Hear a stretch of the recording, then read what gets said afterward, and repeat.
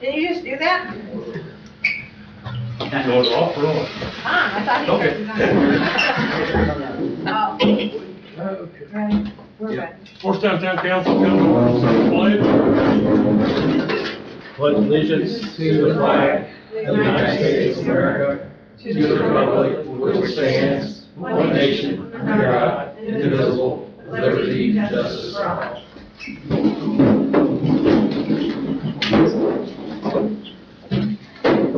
Everybody chance to look over the minutes.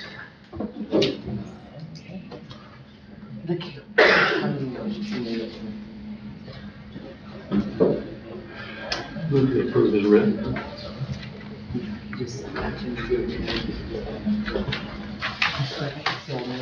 Move to second, any other discussion? All in favor?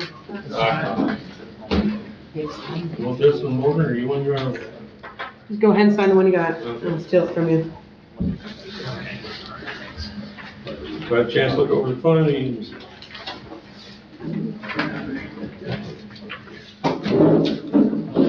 That's how you know you got the thing figured out. Yeah, they said that I was waiting, for them to send me back the,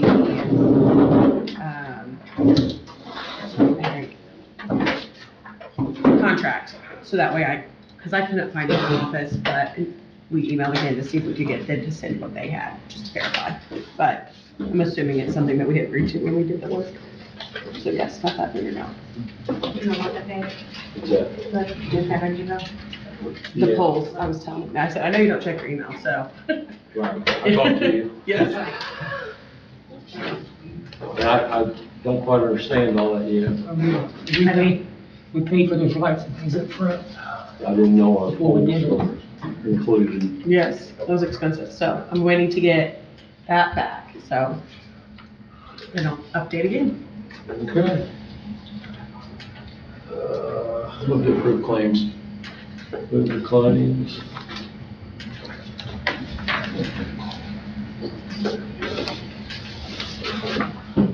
Anything else, Morgan, that's? Well, you have the engineering one under here.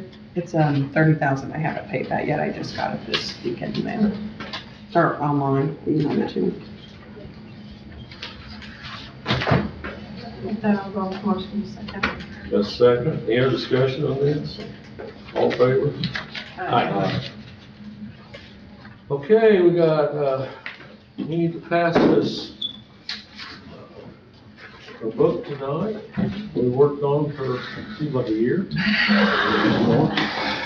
got HWC gonna tell us about it.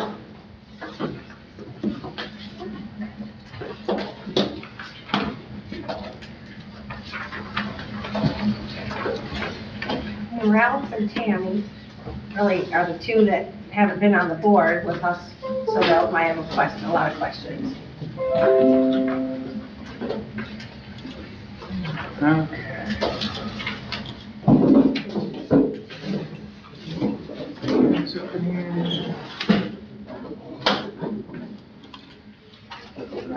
Reference.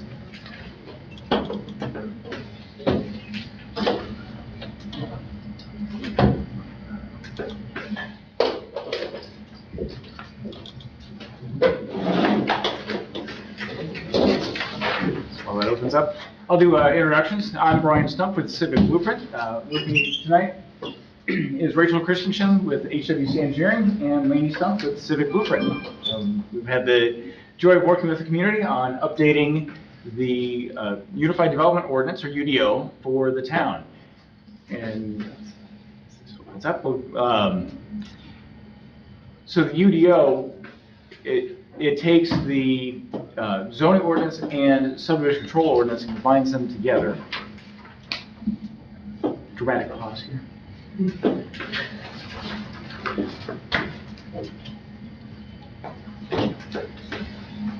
If this decides not to cooperate, we can just integrate. Let's see.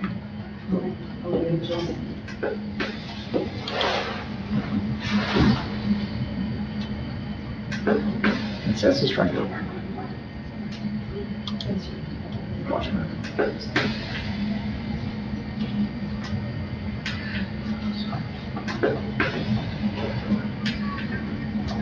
Okay. I don't, that's where it is. We're stuck there. We'll give it one more shot, and then if it's, oh.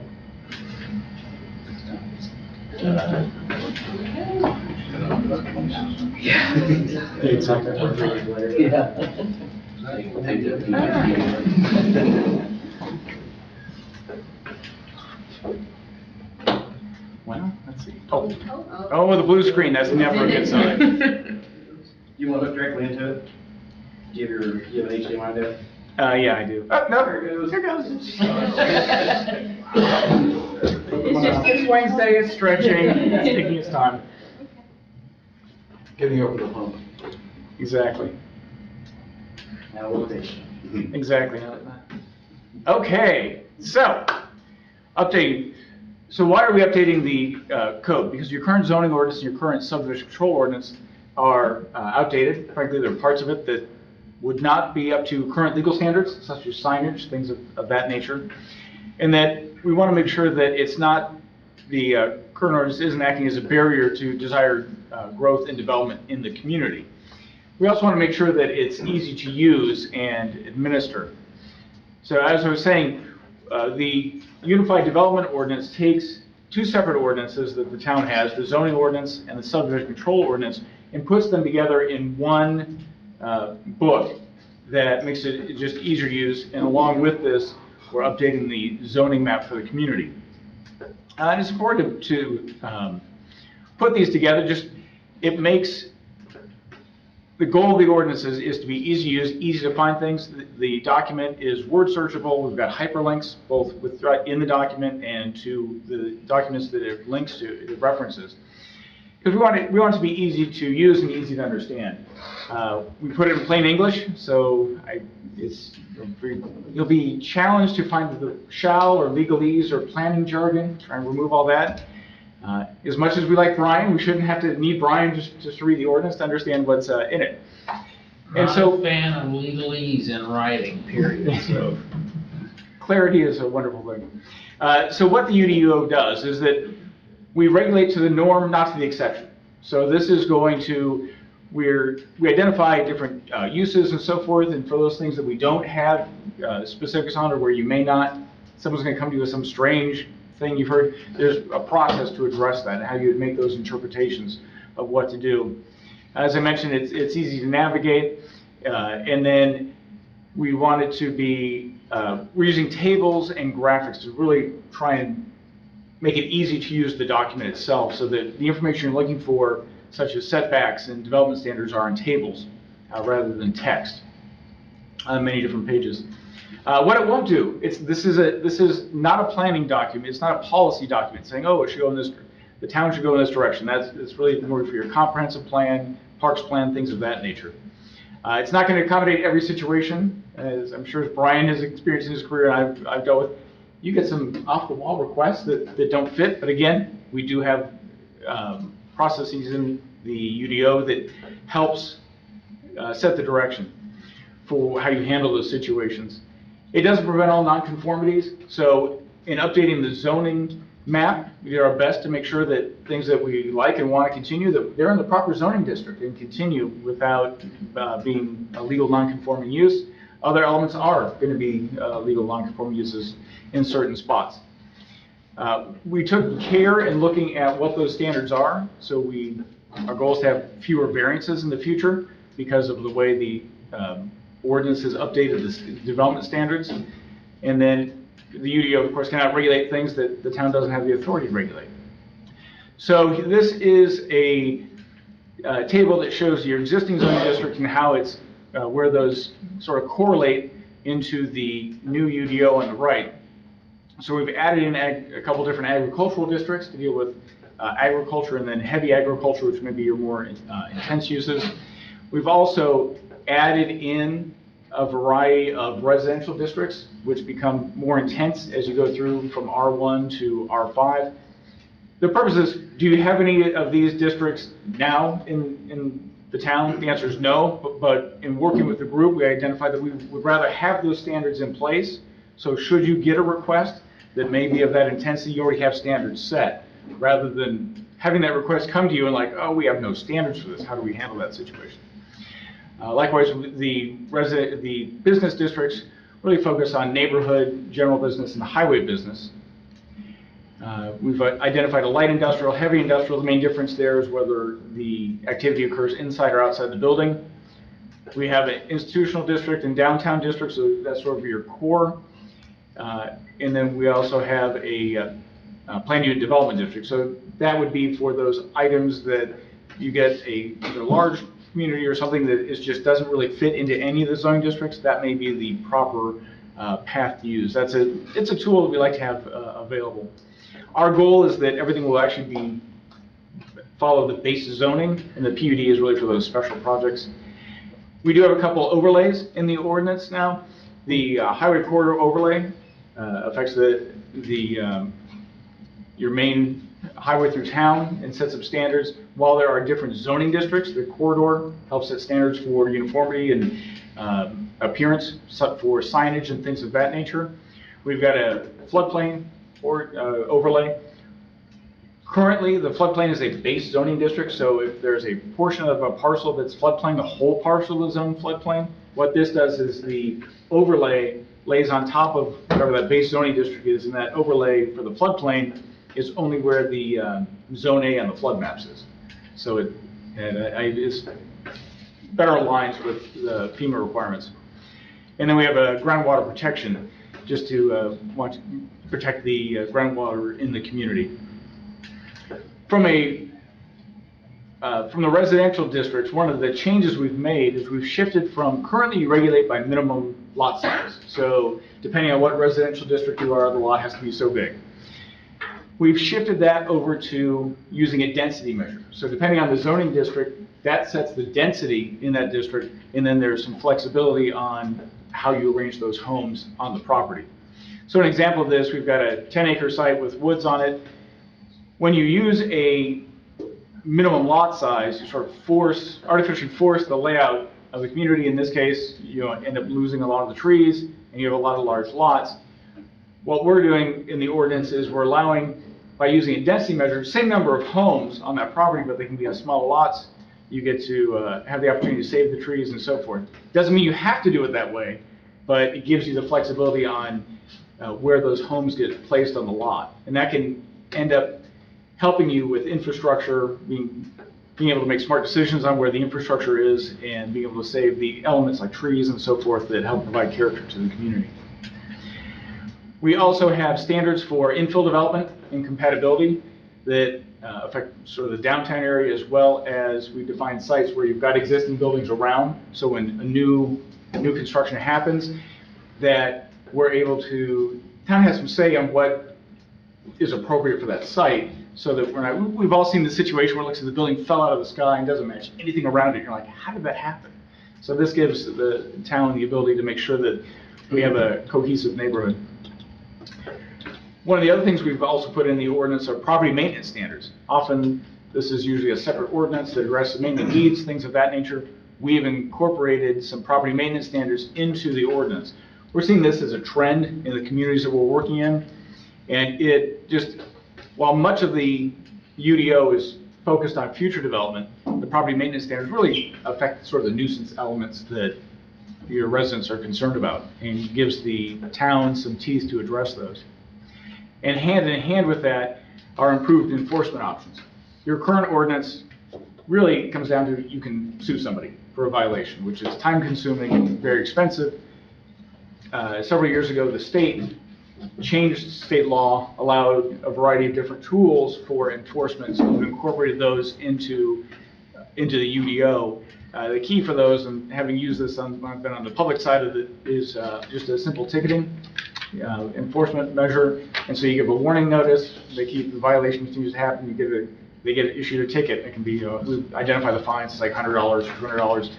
Small, but it gets their attention, and my experience has been that those issues tend to get resolved. So those are some of the highlights of the ordinance. And with that, I'm available for any questions that you may have. Better than what we already have, that's for sure.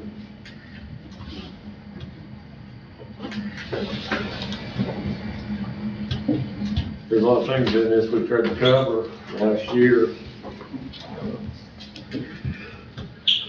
I think the last time we tried to cover something was like 12 years ago.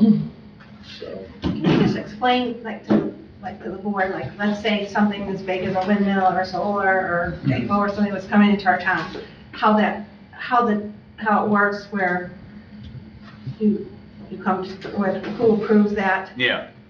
So let me jump over to the ordinance itself.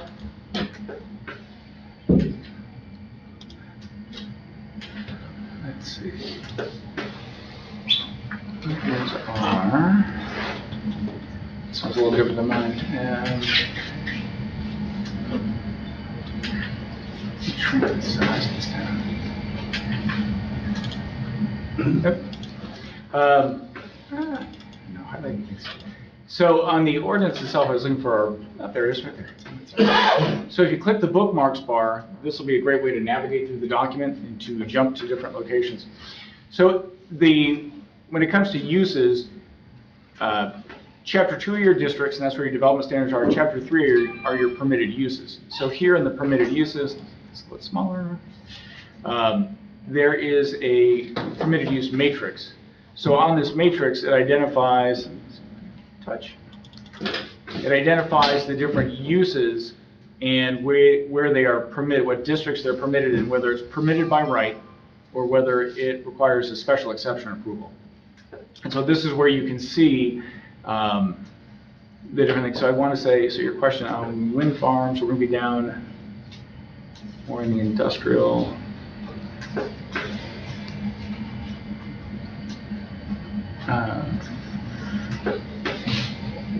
Wind energy conservation system. So this is where they are a special exception in the industrial and institutional districts. So in this case, that would go to the Board of Zoning Appeals. They would have to be in that district, and then it would require Board of Zoning Appeals approval. So if that district isn't available, they would first need a rezone to that district. That would go, a rezone goes to the Plan Commission, then to the City Council. Then you would seek a special exception approval. And each of these uses is defined on what it is, and then there are also, depending on the use, there are conditions. So there are conditions for wind energy systems, and we have several pages of those. Here are the requirements for that, setbacks, things of that nature. So all that information is in one spot. And do we have any buffers for around town? I know I asked you that in the planning, but. Yeah, as far as landscape buffers between uses? Yeah, or as far as like anything past town that, you know, to not have anything like get clean air, smells, you know, anything, you know, as far as noise, like. Yeah, so there are performance standards for noise. Those are in Chapter 4. Okay. In the general performance standards. And that's separate from those property maintenance standards that I talked about. So that addresses smoke, noise, sort of the common nuisance elements. And those, again, would work hand in hand with the enforcement side of things. But is there anything past town that this is just solely for town? Like there's nothing? Like. Yeah, this is just within your jurisdiction. Okay, all right. And can you just one more time, like the flood zone, if a building were to want to go in a flood zone area, can it, or if it's surrounded by a flood zone, can it go on that area? Yeah, so so say for example over here, sort of southwest of town right now, I know there's some floodplain. Right. Right now the entire parcel is on floodplain, even though maybe half of it is in the floodplain. So now that'll have its own, one of the other designations, residential or ag, I forget which we have the map. But the overlay the floodplain overlay coincides with the flood zone areas on the FEMA maps. So they could develop outside of the floodplain without issue. If they're going to be in that floodplain, then that kicks in all the FEMA regulations where they need to be so high above the floodplain and have compensatory storage, things of that nature. So it sets up another set of requirements that are that the federal government requires, and approvals through the federal government. Can I have a map? Sure. That can help illustrate this. So the red hatched area is your floodplain overlay district. Okay. So like what Brian was saying, there's some parcels that are close to that floodplain district that overlay that the whole parcel isn't in that floodplain area. So, that's still buildable over there, whereas this would have different regulations that, so if they wanted it to be where that red hatch is, there's a special set of rules that they would have to follow with that. Now, those are town rules, or is that state? Federal. Federal, okay. Here for you. And then this map is your updated, once you adopt it, this is what your zoning map would look like. And that's been updated, correct? That's been Yes. updated? Yeah.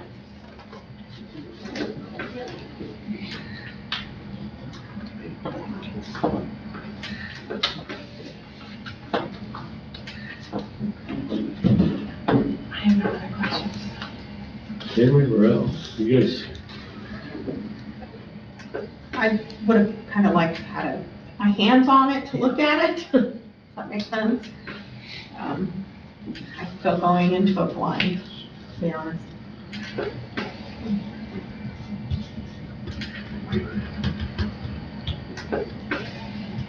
Well, there's still a process to approve an application. should have 30 days, don't Yeah, we? yeah, and so real quick, and foolishly, the last meeting, I brought the statute, I brought that option, but tonight, I had to leave the office in a hurry.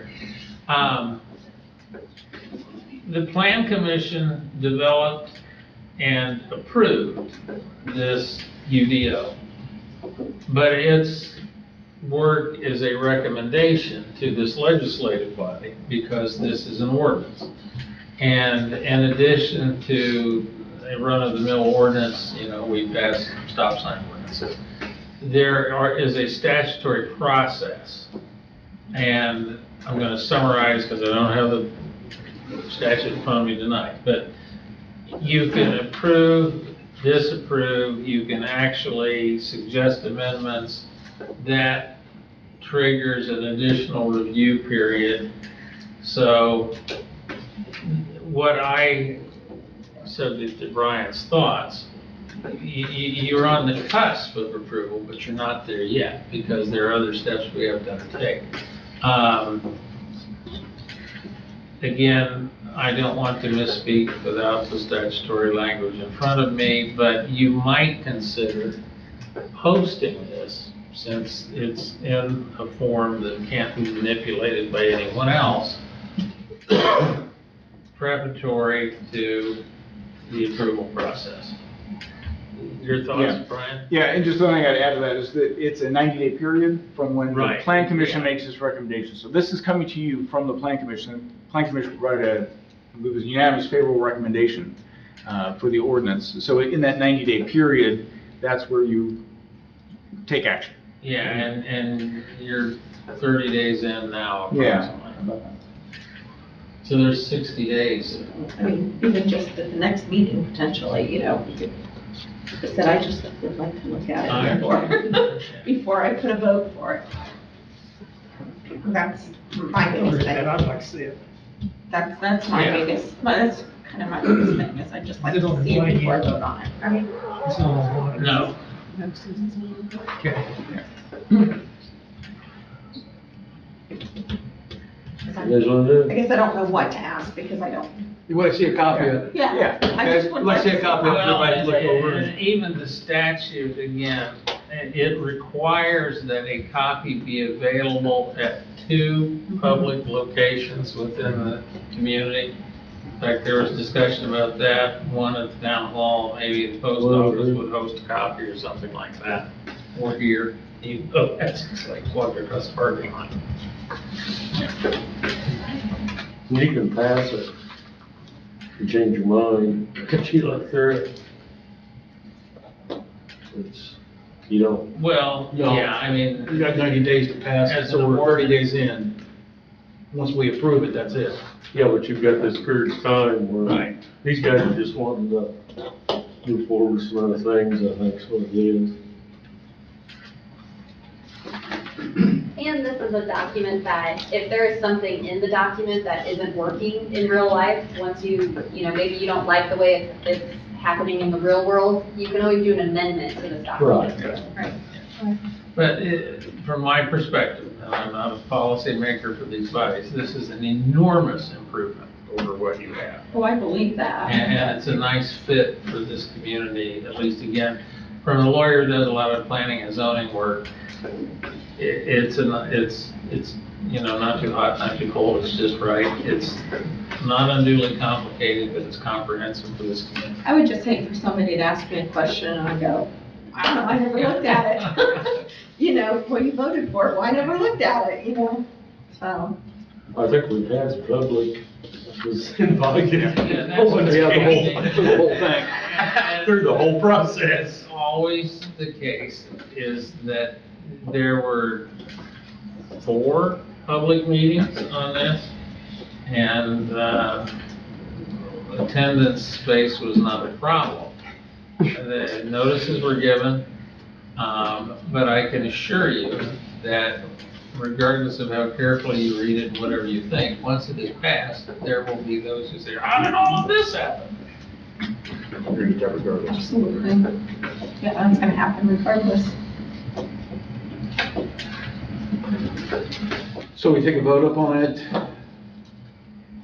You can move to approve on first reading, subject to the remainder of the consideration period, and I would suggest we'll count out the days, but, you know, maybe not at the next meeting, that would allow more, but at the first June meeting.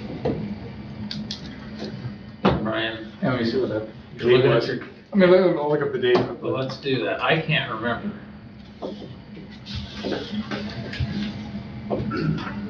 Like I said, I think you're 30 days in, give or take, but. First meeting, June is the 12th, right? Yeah, the first meeting in June is June 12th.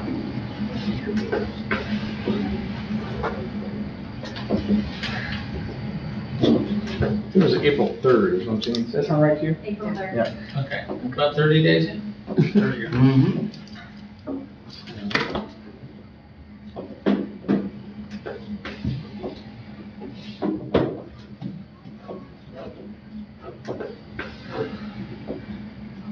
My motion would be go forward to approve with the remaining time to consider, review anything that we need to.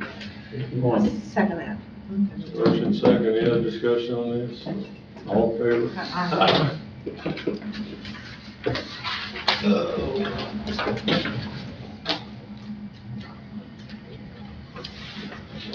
So July 3rd is your Yeah, 90 days. it fits perfectly. July 3rd is the 90 days, so between now and July 3. Plenty of time for additional consideration. Again, I don't want to overstep my bounds.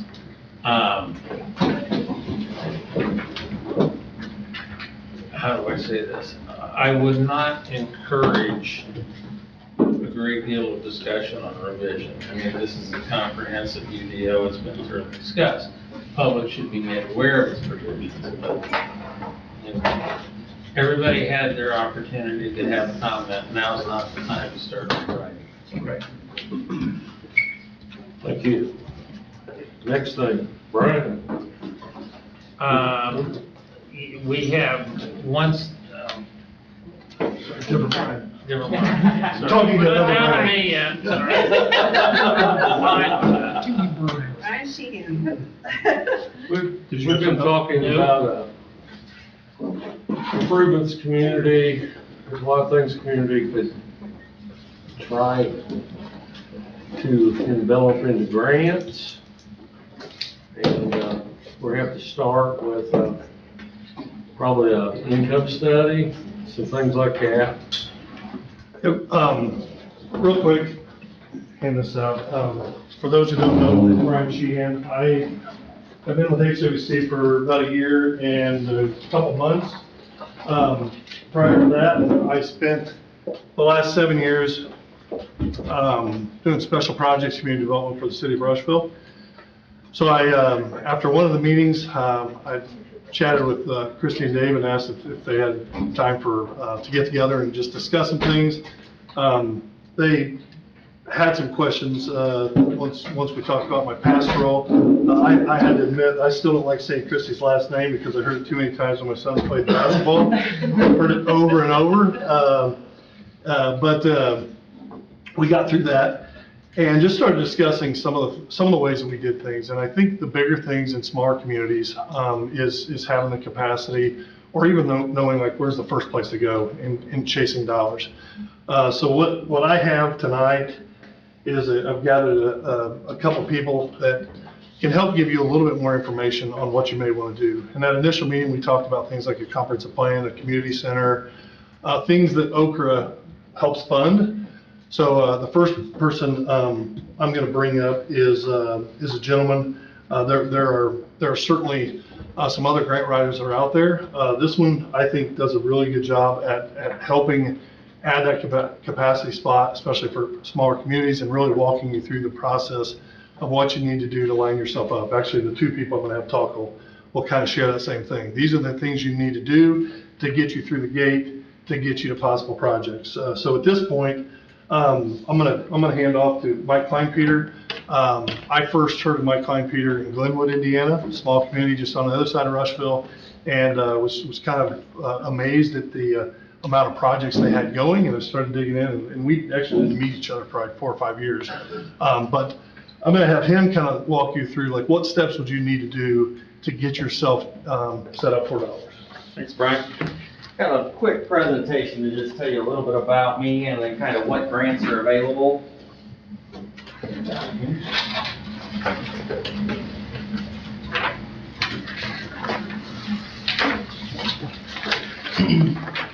So good evening, council and public. Mike Kleinpeter with Kleinpeter Consulting Group. A little bit about my background. I was a grant writer when my wife went to pharmacy school at the University of Kentucky. I wrote grants in Kentucky doing substance abuse prevention for kids. We then moved back to Indiana. I grew up in Seymour, Indiana, and when I moved back, I was looking to get a job here in Indiana. I took a job at the Lieutenant Governor's office at the Indiana Office of Community and Rural Affairs in the Grant Services Division.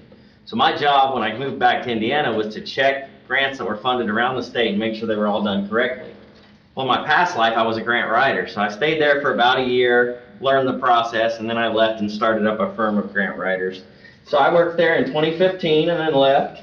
A little bit of my experience over the last couple of years. 2019, we helped 10 communities get about $5 million. 2020, we helped 33 communities get $11.6 million. It jumped up a lot there because I started adding staff. I just had more requests than I could keep up with, so I started adding people. 2021, 26 communities, $7.1 million. 2022, 22 communities, $10.5 million. 2023, 17 communities, $7.8 million. Every grant we applied for in 2023 was awarded. 2024, we've applied for 8 grants this year and had 8 grants awarded for $2.3 million. We currently work in about 85 municipalities, so we are everywhere. We've got a big team though. The communities closest to you I work in, Greenfield. I've written about 6 grants. All 6 have been funded in Greenfield. I don't know if you've seen that amphitheater that they recently got by the grain elevator where they're having concerts. I helped with that as well. So I've done a lot of work there. I also have worked in Glenwood, as Brian mentioned, Connorsville, Milton, Cambridge City, Hagerstown, Liberty, kind of east. We go as far north. I'm working up in Napanee, Crown Point, Kingsford Heights, La Crosse, and as far west as Clay City. We also go south as well, Duggar, Wheatland, so we'll go anywhere in the state. I try to be your point person and try to attend all the meetings I can. Sometimes I get double booked just because we have so many communities. But I have a lot of staff that can help with these projects. So a little bit about them. We're a team of 14, 5 former Okra employees. So as people retired from Okra, when I saw them working there, I said, hey, you've worked here a long time, come work for me and help me do these projects on the other side. And they were very experienced. The thing that differentiates us from other grant writers in the state is 7 of us are certified grant administrators. I mean, if something happens to me, there's 6 other people with certification that's required to work on these grants. The big thing, 115 years. If you add up the experience between my team, Okra-specific community development block grant, 115 years. So there's not a lot that's happened that they haven't seen or figured out how to work through. The next page just talks a little bit about our accomplishments. In August, Okra awarded 17 communities grants. We wrote 6 grants and all 6 were funded, and there's just a list of them there. In February of this year, they awarded 13 grants. We wrote 3 and had 3 funded. And on March 9th, Okra awarded 3 planning grants in the estate. We wrote 2 of those, the town of Moreland and Grant County. I'm the rookie of the group when you look at the group though. I'm the rookie with 8 years experience. Beth Goeb worked at Okra for 30 years. She is kind of the machine that held things together in the grant services team. She worked with Neil Brook, Greg Beimer, and Judy Strausser at Okra. So once Beth retired, I grabbed her, and she was friends with everybody else. So when they retired, they joined her. So what's funny out of that story is Greg Beimer is the former Okra director. So he was the interim director, the very top person at Okra at one point, and had his own firm. And he called me up and said, "Hey, I don't want to compete with you. I know everybody on your team. Can I come work with you guys?" And so I said, "Sure." They all work part-time, flexible hours. Judy is the young age of 81 years old. I joke around with Judy because she logs in the morning and does her email, and then she has lunch with her girlfriends and does stuff, and then she comes back at the end of the day. And so people think she works all day, but really she works 3 hours a day or so. So it's Carolyn Horvath was the accountant at Okra. Okra gets $32 million a year to give to communities. Carolyn's job when she worked at Okra was to make sure whenever the community requested the money, she deposited it in their account. She kept track of that $32 million. So when she retired, she called us up and said, "Hey, I know you guys have a lot of projects. Can I help manage your $6 million, in projects?" So she now submits the request to the state for the money, just the exact same thing on the other side. Then you've got some other people on the team, Brandon Watts. I got some people not listed here. I do have an AICP certified planner on staff. Jenna Wertman, she used to be the planner for Greenfield, and now she's the director of planning for Brownsburg. I also have Mary Richardson, who's a clerk-treasurer on staff. Sometimes some of these communities call us with, "Hey, we got this opioid funds. Any suggestions on how your communities have spent it, since you have quite a few?" And so then I call Mary and I say, "Hey, what did you do?" It's just something we offer free. We're not State Board of Accounts, but we're just to phone a friend, basically. So what does Okra have to offer you guys? Flipping over the next page, you'll see those red octagons. They have water grants, wastewater grants, stormwater grants, commercial blight clearance grants, public facility grants, and planning grants. These Okra grants are competitive. What I like to do is kind of just do an overview, give you a little sample of what's out there, and then at a future meeting, if there's one specific you want to hone in on, we can go into it in more depth and go through a score sheet and kind of see how competitive you are. But just some high-level things, these Okra grants are competitive. You never know how many people you're competing against across the state. In the water wastewater category, there's typically somewhere between 20 and 30 apply. They award somewhere between 8 to 12. Stormwater, there's anywhere between 2 and 6 apply. They usually award 2 or 3. Stormwater is one of my favorites because you got such a high probability. There's also community centers, such as public facilities, which is community centers, fire stations. They won't fund police, they will fund fire stations. Libraries, senior citizen centers, things like that. And then planning grants, that's where you've got your comprehensive plan. You can get up to $50,000 for a comprehensive plan. The community would have to put in about $7,500 only if awarded. So that's one of the nice things about some of these grants is you can get some decent grant money at a minimal cost to the town. And I know I've heard comprehensive plans talk a little bit about it, so the first thing for all these Okra grants is you have to qualify via income survey. The town is currently listed at 48%. That's not high enough, so Okra allows for you to do an income survey. So I actually brought an example here of what that would look like if the town chose to do that. This is what would get sent to a resident. It wouldn't go to every resident. It would go to a sampling, so I would get a list of all of the customers inside of town limits. I would then go to a random number generator. It'll say mail this to number 7, number 16, number 36. Can I open this? Yeah, we're gonna open that. And so if you were house number 7, this is what you would get. So I like to show you, because sometimes people want to stop you in the grocery store and say, "What is this survey?" So you see what it looks like. This is one actually in Wingate that was done. So when you first open it up and pull it out, usually you see the town letterhead. and a letter that's signed by the town council president that says what this is. And so for this one, the town of Wingate is in the process of seeking grant funds for a master utility planning grant.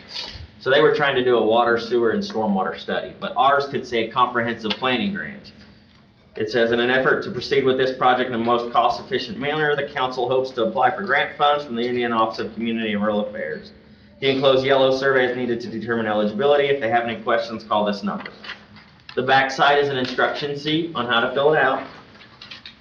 Really, the important part is the colored sheet of paper. This box right here in the middle, this is really the only question I need. I don't need to know exactly how much somebody in the community makes. So what you'll do is you'll look at your households and how many people are in your family. So if you're a two-person household, do you make above or below $50,500? If you're a six-person family, do you make above or below $73,200? So I don't need to know exact numbers. You would just circle how many in the house and above or below. That's the survey. They put it in this prepaid envelope, mail it back. So that really is the first step to make any of these potential projects reality. The thing you have to think about as a council is this determines your eligibility. So if you're going to do a comprehensive plan, I need to survey the entire town. If you guys decide to do a stormwater project on the south side of town, then I have to survey those residents that are going to benefit from that. And so you might want to think about what's the highest priority to go after first.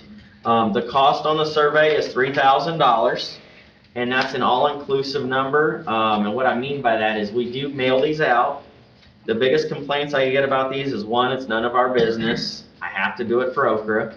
I have to mail to the house twice, so if they don't respond the first time, I then have to mail to them again. And sometimes I get people that call or call town hall and say, I didn't fill it out the first time, why'd you send me a second one? Because I have to. Once they've attempted twice and they don't respond, I can grab more houses in the list and mail again. Mail to a new set. So they won't be getting it 3 and 4 and 5 times. If they don't want to get it a second time and they write refuse and send it back, they won't get it a second time. Sometimes people get it more than once because they own multiple properties in town. So this, we really want to go to the property owner. So that's really your income survey.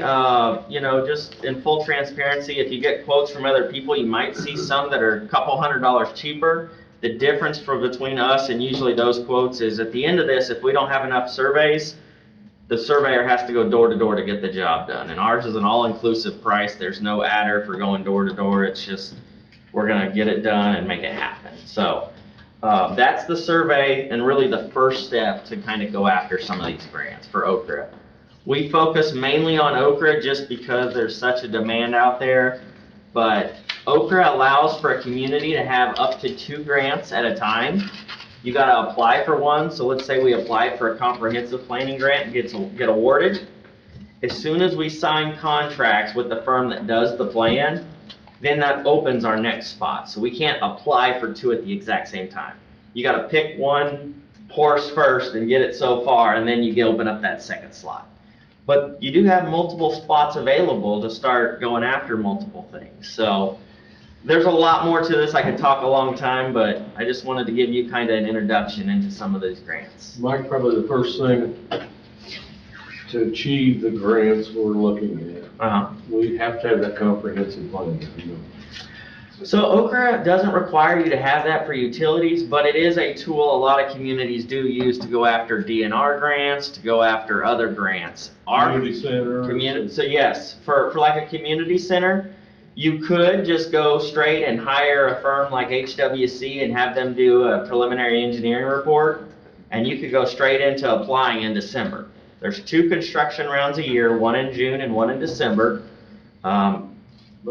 I've always been told if you have the comprehensive plan. That's best to have a comprehensive plan. Better. It is helpful because there's things in scoring where I get points for the different scoring elements. And one of the scoring elements is, how do you know this is a priority for the community? And that's where, when you have done that comprehensive plan, if this is something or a need for the community, it will come out during those discussions. And then when I'm writing my narrative, I can reference, we know this is a priority because when we held meetings for the comprehensive plan, this was labeled a high priority. So Mike, 2 very real things were the comp plan and the community center plan. Could you do a citywide for both of those projects? That Yes. one income survey would Yes. prepare for both? So, Yeah. so really to get going, you got a $3,000 income survey Right. that hopefully you will find that you qualify, and now you can start working two projects through the system. And on their comprehensive planning grant, if I were on the council, I'd want to know what's my all-in cost? Like, what am I going to be fully into this thing instead of, and this, and this? So with the planning grants, you guys will pay $3,000 for the income survey. And then we will run an ad in the newspaper that says, we need a firm out there, submit a request for qualifications. We need a firm out there to do a comprehensive plan. That's where firms like HWC will respond and say, hey, we want to do it. There'll be other firms that respond that follow us around because they want to do the project. We will then interview them. So your cost is a newspaper ad that's a request for qualifications. It's fairly long, so it's usually a couple $100. We'll have a committee that'll interview the firms and we'll pick somebody. We then will run a newspaper ad for a public hearing. We'll do the public hearing, we'll submit. So you're going to be in, the cost is going to be 2 newspaper ads, your $3,000 income survey, and then we don't charge anything else unless we get awarded a grant. Some firms charge application fees, we don't. We know if you've got a good project or not, so we're not going to charge you unless you get awarded that grant. So at your public hearing, we're going to have council pass a resolution that says we're applying for $50,000 and we're committing $7,500 contingent on getting the grant. And then if you guys get the grant, then I'll get paid out of that $7,500. That's kind of how it works, but it's kind of one of those things that I get paid only if you get the grant. The one thing that I've talked to you about, Brian, is what Rushville has accomplished. How many $1 million have they done? It's steep. I know totals, but a lot of that, especially early on, came through. Is there any stellar grants available? So there is, Oker does have Stellar available. It was available this year. It was regional. Letters of intent were due just last week, right? Everything first. Yeah, but that is a big, $4 million in CDBG money. That's a big project. There's a lot of good stuff there. They also have, I didn't mention it, but they've got a Main Street program for facades, that only one community in the state is awarded. We worked in Newcastle and that got awarded this year. So there's all kinds of different pots of money. And the thing about Oker too is there's always new programs popping up for them. Owner-occupied rehab is something that's coming out. So if you've got houses that need new roofs or new furnace, new AC, for some of your senior citizens or elderly or low income, that's a program you can go to from them that's going to be coming out in the fall to make improvements to those buildings with very minimal match from the property owner. We could have 2 in the pipe at the same time. So you gotta, the rule is it's just gotta be under contract. So Okra's planning grants are offered quarterly. The next round is August, and the round after that is November. It's probably gonna be November before you get in there, just because that survey usually takes about 90 days. 90 90 How long does days. the survey last? The survey is good for 4 years. 4 years? And that's another thing, is like when COVID hit, Okra offered grants to businesses. They offered communities up to $250,000 to apply on behalf of your business community. And then some of these communities gave grants to their business owners or small business owners for $10,000 to retain employees. You were only eligible for that money if you had a good income survey, or you automatically qualified. So there were some communities that were like, man, I wish I would have spent that $3 grand, right, and done it to see if I was eligible for this, because Okra won't let you do it. And so that's why it's good for 4 years. And that's definitely, of my world as we talk, the key was getting in the gate to get Yep. things, and you'll hear that with the next presentation as well. Yep. As soon as you get in, then you have the opportunity to stay up to date. And the nice thing about, I think one of the things he does that's a little different than others I've seen is, hopefully you would agree, he explains it in a manner that the average Joe, and I was a councilperson in Rushville for a long time, it's nice to kind of understand that where a lot of the dollars, it's kind of like, just do this, this, and this, and everything's fine. Here, he really kind of steps you through the process. My cell phone number's on that last and my email address. I'm working all the time. Sometimes I get calls like people at council meetings and it's like, hey, we got a question about this. So call me if you need anything. Thank you for the opportunity. Thank you, sir. Thank you. Next thing was another one, as we were talking about, what are some of the key things that you were able to utilize, especially my experience in Rushville. CCMG is a big thing. Before here, the redevelopment was talking about some road work on 500 East. Is that right? Yes. And that's a perfect example of things that you can get through the CCMG program. So my next person up is Kevin's going to do kind of the same thing, give you a little bit of what's available through CCMG. It's 75% that would come from the state, 25% from you. So think about that project. If you're doing the big road, what you could save in that. But he'll kind of let you know what you got to do to get in the gate for that.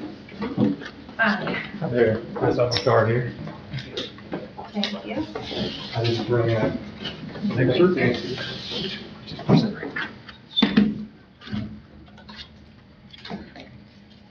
That's all I brought with me today, but there's plenty more to get you guys if you need something, but, so yeah, thank you guys for having me. Again, I'm Kevin Hay, and I'm the CCMG Program Manager for HWC. I've got a small team that I work with, Josh Gravius, Collins coming on with us, Katie Adams used to work for NDOT, and she worked in the CCMG program in NDOT, so she has a lot of experience working with these, so she's a valuable member for us. But a little bit about the CCMG program with NDOT. It is a program that awards up to $2 million a year, up to $1.5 million a year for a $2 million project to any community that applies for it and is accepted. So like I said, $2 million a year, that would be the total construction cost. Anything under that's fine too, and then they would give you 75% of that, which would be 1.5. It used to be $1 million was the most they'd award for a $1.33 million project, so they've upped that a little bit this year. I don't know if that'll stay the way it is, but that's quite a bit of money for a lot of small towns. That started in like 2016, I believe, and since then we've helped several communities get over $100 million in total funding awards. There's 2 rounds a year. There's application round in July and an application round in January. So total combined with those 2 rounds, we can get up to $1.5 million of award money. In order to get I should say that these CCMG awards, this is for roadways. It's mostly a paving project, so it's a lot of times it's to repave your roads. Included in that though, if there were some drainage issues, if there were sidewalk issues, curb ramps, curb and gutter, things like that, those are eligible items. There's a whole list of ineligible items, but we can guide you through that entire process. That can include curb and gutters. They can, yeah, and sidewalks. And they actually say, like, if you do have sidewalks and curb ramps that need fixed on those to become ADA compliant, that they recommend you do those when you do the road, because once you fix the road, it's a good chance to get those things paid for at 75%. So if you wait, that road's no longer eligible because it's in too good a condition. So there's a couple things that are required in order to qualify for CCMG funding. You have to have a pavement asset management plan that's been accepted by the state. Those are done, we call those PAMPs. Those are done yearly, so every year you have to update your PAMP. And of course, we can provide all these services. So a year when we have to, so a pavement asset management plan is a rating of all the roads in your town. And so we rate them from 1 to 10 using a PACER scale. I'm just going to kind of gloss over some of this stuff, but I can answer any questions you might have. We use a scale from 1 to 10 to rate how good the roads are. And then we put those on a map, and it's a great tool to look at. We build a whole plan that talks about how you'd want to fix these roads and what order and what the best thing to do and how much all this might even cost. So we create that report and we submit that to the state, and then every December 1st, they accept those plans, and then you're eligible for funding the entire next year. And then the next year, since you did a major update the first year, the next year, you just have to do a minor update, meaning we just go through and we update the report, but we don't have to come back out here and re-rate the road. So oftentimes it's half as expensive or less. And a good ballpark for a town this size, I would say a minor would be somewhere around, maybe $3,000, and a major maybe $6,000 to $8,000. And a lot of times we end up coming in under that, because a lot of times our contracts are not to exceed contracts. So we just say, okay, it's gonna cost $8,000, and then we work on it, when we finish it. If there's still money left over and we're all done, then you don't have to spend that part of it. So we're able to do that pretty good sometimes. But sometimes there are issues, so we like to make sure that we have enough in there to cover those. So that's one requirement, is the payment. The next requirement to be eligible for CCNG funding would be an ADA transition plan. And what an ADA transition plan is it's an assessment of all the town-owned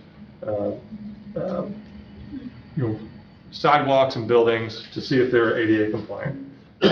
We go through all the sidewalks, and we rate them for compliance and for navigability, because sometimes something might be out of compliance, but it's still navigable, so you can still walk on it, but it's just not quite meeting the compliance standard. And then we do the same thing in the buildings. We have we go through, not every room, but we go through a lot of the public rooms, or like, for instance, a building like this, there's restrooms over here. We would find, the closest restroom to the door, and that might be the one the public uses, and that's the one we would rate for ADA compliance. And we have a bunch of measurements we do to see if that's in compliance. And then we use all that data to complete a report that kind of discusses a plan to get, whatever might be out of compliance, a plan to get the town into compliance. And this is just a snapshot of where we're at. It's not like a mandate where it has to be done in so many years. It's just kind of like, it's a requirement for funding, and it's a federal requirement that NDOT's kind of accepted because they give out funding and because they get federal funds. It's a good tool that you could use. So we've done the PAMP and the ADA transition plan. The next, the last requirement really would be the Title VI document. And it's a pretty simple document that we can assist you guys with, and it just requires like approval by your town to implement. And then after that, if we've got the PAMP in place and the ADA transition plan in place, by the way, I should mention with the ADA transition plan, you're allowed to submit what they call a VCAP letter to the state, which is a voluntary compliance. I'm going to blank on the rest of it right now, but and what that means is, what that says is, within the next 180 days, we will submit our ADA transition plan. So it gives you kind of a grace period if you want to do that. Like if you wanted to apply in January, for instance, and you had your PAMP in place, and you had your Title VI document in place, or you can even submit a VCAP for the Title VI, but you could submit that VCAP. It makes you eligible through January, and then they expect you to, in February, March, to submit your ADA transition plan. So after we have those three things in place, we would just get with you about a list of roads you might have that maybe you're looking at the PAMP and you're saying, well, a lot of these roads are not in good shape. We'd like to focus on fixing these, and we could maybe talk about what kind of budget you would have to spend on those roads, and then we put it together a contract to do those, and we would that contract can include the project development and the application for the money, and then once that money is awarded, hopefully it will be, it would include bidding the project out, and it can include overseeing construction, observation, that kind of thing, and just administering the project, and then it can include closing the project out. All those separate components, you can take or leave any of those you want. I mean, we can help with all those parts of it, though. Have you worked, Kevin, in Sure. a lot of small communities? Oh, yeah, we've worked in several. I kind of wish I had a list of those with me, but we work in a lot of small communities. I personally think those are the ones that benefit the most from this, because once you get a little bit, maybe a mid-sized community, they get a lot of much more expensive issues that they have to deal with, and this funding just won't really. If you're taking a look at your PAMP, there's if you have just miles and miles and miles of roads and you're trying to fix them all, there's just not enough money in the CCNG program to address all of that. Hopefully they have other sources of money they can use, but for a town this size, CCNG, I can't imagine how you fix your roads without it, to be honest with you. So, because it's up, like I said, it's up to $1.5 million a year of money if you have the $500,000 match. I mean, that's part of it. But whatever match you have, you just multiply that by 4, and that's now your spending power. So, I've seen sometimes in smaller communities, they might even plan to do it every other year, every third year, save some dollars up, and then be able to do. That's big acceptable. project. Oh, yeah. But if you have, we were talking about the project over there, you could do 4 of those for the price of what you're gonna pay. Yeah. Just based on the max. How long does it take to do the Sure. assessment management plan, the Okay, transition plan? well, the pavement asset management plan, we can only do those once a year, because they accept those on December 1st.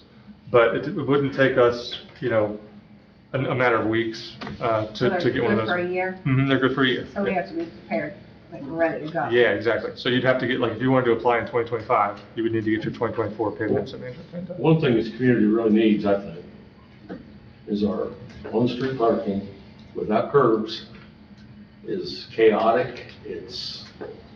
And if we could come up with the street and the curb and the sidewalk, it would improve the whole looks of this town.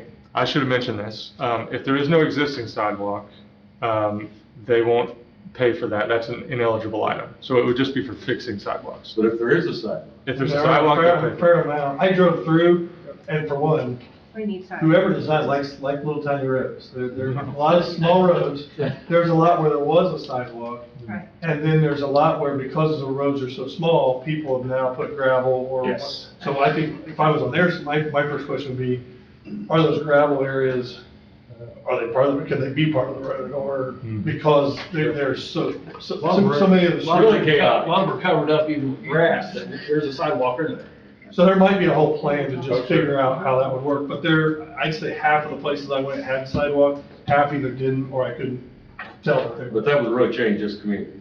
Is there a price, Kevin, or is it just, would it be just I'm sorry? a price for all this? Okay, so it's kind of a à la carte type thing, individual things. But we would need all 3, correct? Yes, so I could get you a scope and fee for all 3 of these. Like I said, the payment would be somewhere in the ballpark of, the initial payment would be a major, so maybe like 6,000 to 8,000, somewhere in that ballpark.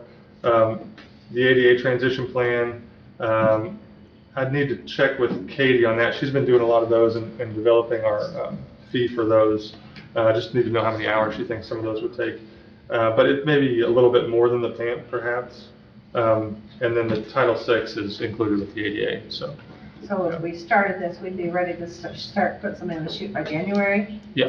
and then we have a year to complete the project? So you apply in January. It's kind of a long process here, but you apply in January, they'll award it somewhere between April and May, and then you bid it out. You have 4 months to get it under bid. It takes a little while. It takes a couple months out of that 4 to get the process underway. And then once it's under bid by a contract, or under a contract by a contractor, you have, it's 18 months from the date of award of the funds to complete that project and close it out. And who puts it out for bid? The We can do that. state? Yeah, that's one of the services we offer. But another question I've got, not for you probably, Okay. but for you. Sure. Is if we have a building that we've somewhat started rehabbing, but we don't have a lot of funds to finish it out, and we're talking about using it for community center and different things, part of the park, that could fall under the senior citizens. We're talking about using it for that too. So you do just roads? Just roads, yeah. Just roads? Right. Well, I'm asking So you. for I me, think Mike's got that. it depends on if you're gonna turn that into a senior citizen community center and have regular senior citizen activities and things like that there, then yes, we could potentially do that. I would ask some clarifying questions. You currently own the building? Yes. Okay, and, if you go after construction, some hoops you gotta jump through, but I don't see any roadblocks there that can happen. And who comes up with Sorry about that. what needs to be fixed? Yeah, so the pavement asset management plan really kind of, losing my words here today, but really identifies those. What I was looking for there. So you're gonna rate them 1 to 10, and then Mhm. we're gonna go after the worst roads first. Potentially. Sometimes it's actually, depends on what they look like. It's kind of counterintuitive a little bit, but sometimes you might want to look at the ones that are a little better off, that are failing quickly. Because if you can get those crack sealed or seal coated or something, it'll elongate their life, and then you can maybe have time to fix some of the other ones too. But I mean, a lot of times we do them. And you're a part of the process as well. Oh, yeah. On the flip side of the CCMG with Rushville, and one of the things that you do there is, hey, I know we have all these and we want to address these, but there's one that is on a main corridor that's having issues that, I mean, it might be a nightmare for some reason, you know, whatever. But you are able to kind of work through that list. Now, we try to use that as a guide because it helps you, you know, as you're dealing with constituents, like, why is it over there, not over here? But it's nice if there's just, that was a scoring. You'll bring us a quote Oh, for yeah. all this? Okay. Mm-hmm, yeah. As far as our services? Yes. Yeah. Mm-hmm. Yeah, I can do that. Well, we tried to do that before. It doesn't work when we do it on our own. No, we've had lists for years, we haven't done that. Yeah. Well, we'll get a 75%, they pay for 75, we pay for 25. We gotta It's come no in brainer. 25%. I mean, I'm really happy with what these guys have proposed here. I mean, you guys say what you, Yeah. And it's really, these are the two easiest, best ways to get to dollars that are out there. There's others, but I think through this process, you'll start to figure out too, that there's times he's the expert, there's times I might be, there's times that somebody that's not even in this room. Right. But the real key is, how do you get yourself in the gate? How do you get to the funds? And then you start planning. So if you said, well, all we have is $20,000, it may say, well, that might be best to wait till the following year, and you work, maybe it's redevelopment, maybe it's somebody else, but if you can get dollars, Mayor Pavey would put in $250,000 in his MBH, that was always, that's going towards, Right. so that was going after the $1 million. We'll start budgeting And for then- next year. Two, I question, like, who helps us, like, instead of say, oh, this is what we need, instead of, we prefer to go, okay, this grant's available, this grant's available, this grant, and then see if we can go for any of those instead of like, might be waiting forever. For the things you mentioned, when you're talking about a comp plan, community center and roads, like, this is where you're at. Okay, all right.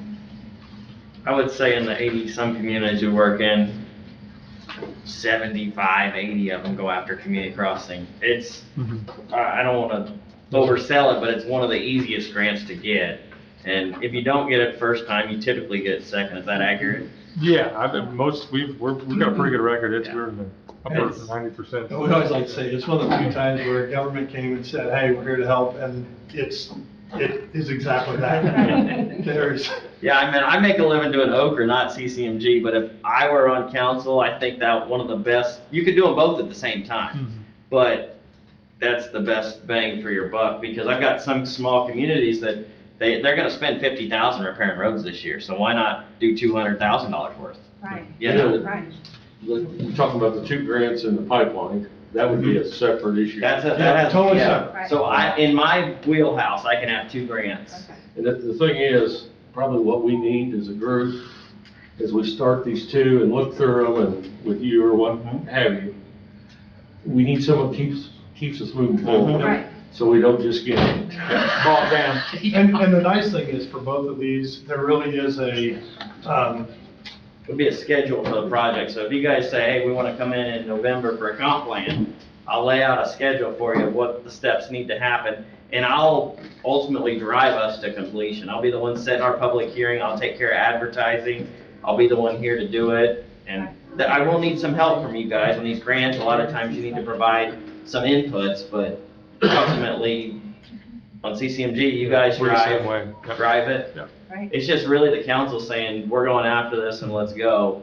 And on the CCMG, you've got a little bit of expenses on that first year, but then that second year when you're just updating, that's when you start really rolling. but yeah, the first step is get to where you qualify for both. The second step is start saving your dollars to put towards the road Right. project. And with his, it's really looking for the match, which is pretty reasonable. Yeah, just depending on which program you're going after and what match you need to have to be competitive, because you're competing. Right. I'm gonna motion, we start with the survey, Thank you, guys. and Kevin, when you give us a quote, Okay. we'll look that over hopefully next meeting, 2 weeks from now. Good. And Is there a motion, a second? Second. A second, any other discussion on this? All in favor to go with all this? Aye. Okay, one last thing that is completely just me showing off my special projects role of the past, is there was a mention of what would it look like to have a sign out by the industrial park, something that might welcome you to Morristown, or might be able to promote the businesses that are there, or any other thing. So again, this is Goody Bryan on the side. This is not HWC. This is me talking to a friend of mine that works at Green Signs. And I just said, hey, I'm just trying to kind of showcase how you got to get an idea, you got to then try to figure out a price, then you got to go try to fund it. And so many times you can't fund it without a pretty picture or something to show you like what's going on. So this is very basic, but I asked him for a good, better, best as you were coming in town. You do have work that they've done. They put the M up on the side of the school. Yep. So that's the company that did this. As you look through here, you're going to see one that is just very basic two-sided sign that says industrial park. Again, these are just an idea. So if you went back and said, I want it to be pink, it needs to be different color, and whatever. If you want Dave's face on it, that's gonna cost a lot more. We're gonna draw people in. So as you look at this, there's three concepts. I wrote, do not hold them to this. They just gave me a quick price. But it shows you a $13,000 solution, a $27,000 solution, and a $62,000 solution. The comment had been made in one of our conversations about Rushville's industrial park. Went a little different here. The very last one is I thought if it were redoing it, it'd be nice if it said Morristown, it'd be nice if it said industrial park. But if you had a screen on both sides, you can now promote community events. You can say, Bungie now hiring. You could do a lot. Right. That's the last one. But the other two would give you an option. So there's really no So I'm gonna take feedback. this to the tip because, it They is should their area. participate. Right, but I just thought they'd great project Tip because I always forward. thought we could use a nice, But that'll give you an idea. If you like it at all, I'll connect you with the guy who did that. But I just kind of wanted to show every one of these things as special projects director. It was what do we want? How do we get there? How do we get the funding? Then once people like these two come in and say, here's how you're now qualified. Okay, now come up with some projects. Here's what you do next. Now we're trying to find funding. Now we need a match. And it's just a system that you'll start to duplicate, whether it's a community center, a comp plan, whether it's CCMG or whether it's a sign. So Thank you guys for everything. so sorry we took up a bunch of time, but hopefully Right. it'll lead to a lot of dollars coming up. Thank you. thank you. Okay, we got, old business, no trash. Thanks, guys. We set a date, correct? Yeah, Elaine and I are gonna, it was the 3rd and the 4th week of June. The last two would be when the The guys guys are go gonna around go. on Friday, one side and one side, and then the whole month of June. Yeah, just, you'll send something out. Yep. Sorry, wait, sorry. And the ones I that missed do, sending it down further. Sorry, Brian. The ones that get online bills, we're gonna mail them out. Just mail. Yep. Okay. Sounds great. Any other old business, new business? We've got Johnson's Trailer Park. That's correct? Sorry, we took so long, that's not normal. That's okay. Don't leave it over in about 10 minutes. We're new, regional managers over at Johnson National Park, and it was brought to our attention that the city has issues with the park, that we're just here to find out what they are so we can start addressing them. We were informed that we was invited to many board meetings, but I don't know whose email they've been sent to. I gave both of these my new email, so you have it. We then. just took these over in March, so, Okay. What are your intentions to, clean up the park. okay, So, we're trying to get some of the bad ones out. Unfortunately, the court system's not cooperating with us. It is almost impossible for us to get an eviction. So pretty much people there can just not pay their rent and the judge is not willing to evict them. He literally tells us that we've already have a bad name from previous, he knows that we're new people, but he still has a bad name, so I've got to try to figure out how to get a different judge. That's a non-biased judge. Brad, you go there a lot. What do you find? The biggest issue we have is the abandoned trailers, the ones that are empty. I mean, we've got rodent issues, we've got trash issues, we've got abandoned vehicles, we've got, illegal additions that have been done to trailers, we've got vehicles that are, parked in different places. There's just numerous. We've got the water issues, the sewage issues. Which are now fixed. Okay. Because I know there's some that are still having water and sewer issues down there. We actually just had a company come out and do the hydrovac because the local Johnson's plumbing could not do it, so we had to get a company that did the hydrovac. I've had a lot of, personally in the office, a lot of the tenants call about the cost that you're charging them for their water. So there's a flat rate, and then we are on Metrons. So Like a $400 bill. I have a family of 5 and my bill's like $100. So I'm just wondering. I what know rate a you couple guys in are using. particular, we actually have video footage of them having a water leak underneath their trailer. So, and I know that's one of them that has been complaining. I mean, there's And quite a few. we but I was have just- video I footage can't fix of their it. water bill, Right. so if they're coming to me, but I can't, Yes, I we- just send one bill. We have the We've already video been footage. looked Okay. to by the state of Indiana on our, and we have email that we could bring in if need be, that. I mean, that's only, I'm we just, are they're calling me, so I we just are want to make sure billing that's my only. within the state.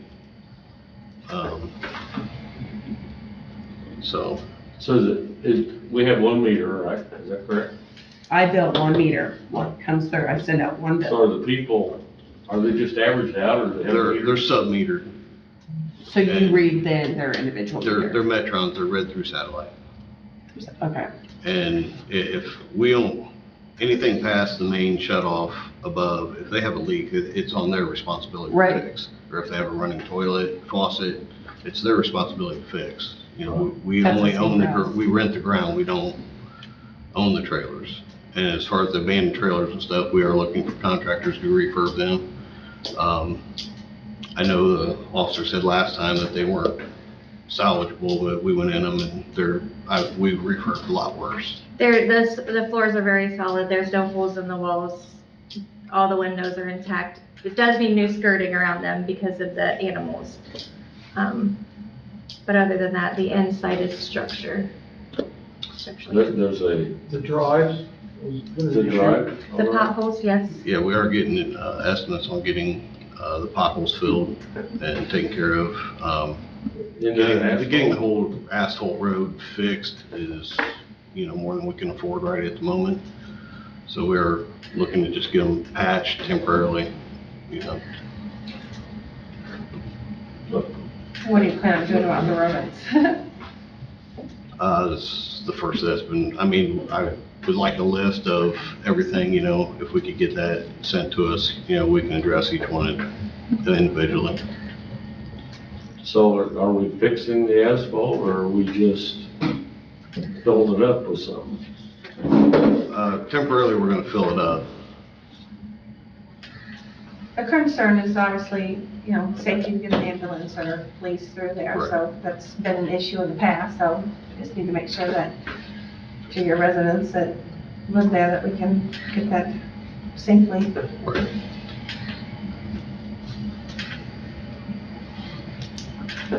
I say, if Brad's got some things written down already, read that list, convey that to these folks. Has the Board of Health been out and looked at it yet? Shelby County Board of Health?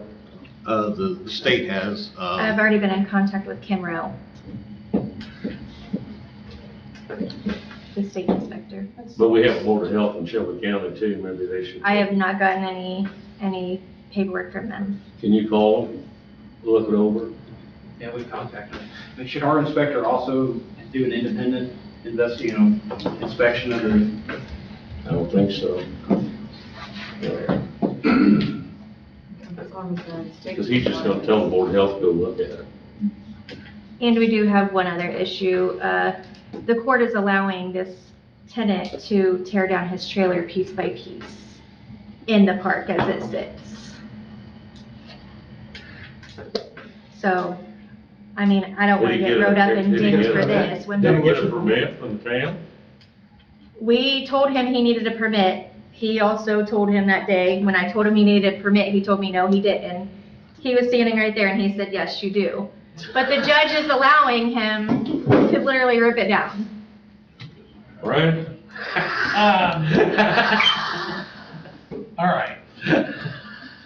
Setting aside what a judge may or may not have said, you have jurisdiction over this real estate.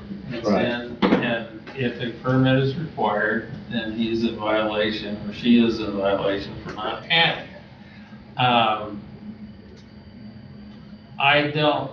I really am curious. I mean, I'll tell you what I'd like to do.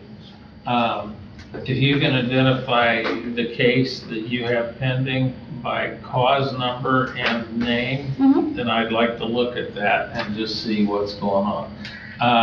Because, again, with all due respect to the fabulous judiciary of the state of Indiana, generally when a judge is presented with an issue that he can say, that's not my bag, they take it. So I don't know why a judge would be opining on whether a demolition permit was required or not. Pretty much what's gonna happen, he's gonna destroy the home, and he's ordered to be out by the end of the month, because he had bought a house, so he didn't want any eviction on his record. So the judge basically giving him till the end of the month to pay us $6,000 or $8,000 he owes us, which we'll never see, and telling him he can demo the home. Well, he's basically gonna destroy the home inside, and he's gonna leave us with a mess, is what's gonna happen. I've seen it numerous times. I find it curious. I don't know what to say. I mean, a judge would normally in an eviction matter say, you need to be out by this date. Generally, the way eviction works is this. There's been a lot of changes in this because of COVID and so on. You file your action for eviction. The court will set that on a hearing for possession. And at that hearing, the court considers whether eviction is appropriate. You know, the landlord comes in and says they owe 3 months rent. You know, is that true? No, here's got check results right here. You know, the court decides that. If the court finds that there is grounds for an eviction, then the court will establish a date by which the premises must be vacated. In Hancock County, it's pretty short. Then, after that, the court will set another hearing, and that is a damages hearing to determine whether A, a statute's been complied with, which deals with leaseholds, which is a little different for trailers, and B, whether the landlord is entitled to damages, or if there is a damage deposit in place, whether the tenant is entitled to a refund of all or part of that deposit. So again, why, needed the name? We did not get an eviction granted to us. Yeah, okay. He just, he pretty much told the judge that he was going to be out by May 31st. And he would have his trailer out. Then he told the judge that he was going to tear it down right there. Well, what is the nature of your leases? Are they for a term of years? Is it a month-to-month tenancy? Okay. Well, that's probably why the judge didn't grant an eviction. You say you're gonna be out in a month, that's what you're entitled to do in the statute. Give me cause number and case and I'll take a look, because again, I don't quite understand that, yeah, you can tear it down. I just don't see that. Not saying that's not what happened. Right. I just find it curious. And I didn't realize, we all here realize you just. Well, I guess one other question, I'm so sorry. Who owns the trailer? He owns He owns the trailer. Still shouldn't matter. So yeah, it's still pending. Yeah, here's talking about speak name. You guys are the managers. We're The regional managers. The community manager lives around 40 minutes from here. Well, the state used to require a manager lived on site. That might have been the last Previous owner or previous something. owner. I mean, Because when we bought it, we just turn it into neighbors of. We don't ever change the names of the parks. We just put neighbors of in front of it. Where does the company that actually owns it? Lapeer, Michigan. that's our corporate office here. I was gonna say, I have it in an email here. I've got the case number pulled up. Okay. Yeah, because it says not evicted and out by May 31st. Yes. That's probably because of. Defendant has appeared and has agreed to move mobile home, by May 31st. That says move.